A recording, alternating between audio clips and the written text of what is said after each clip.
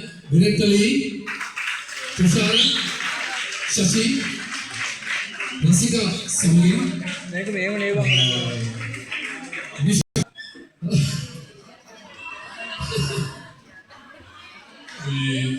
සිද්ධු කියලා මම වැඩි පටන් ගමු මොකද නැත්නම් අර තරඟ කරුවට පොඩි අසාධාරණයක් වෙනවා. ඉතින් මේ වටේ ඉඳලා 7 දෙනා ගාන ඉන්නවා.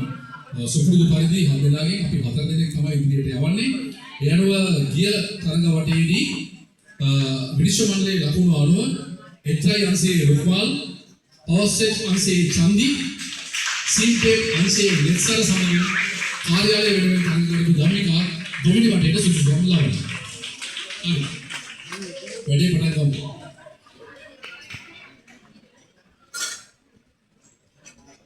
මම හිතන්නේ අද තරගයේදී විශේෂයක් තියෙනවා මේ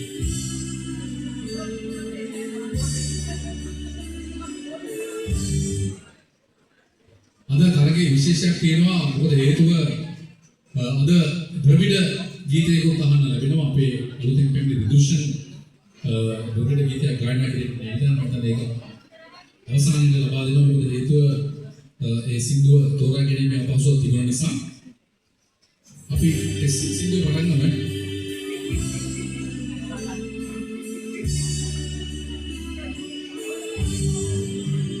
सुनगे पावी है तेरावी मासी तू सितम मैं वो इतने गिना विमाने गिना तू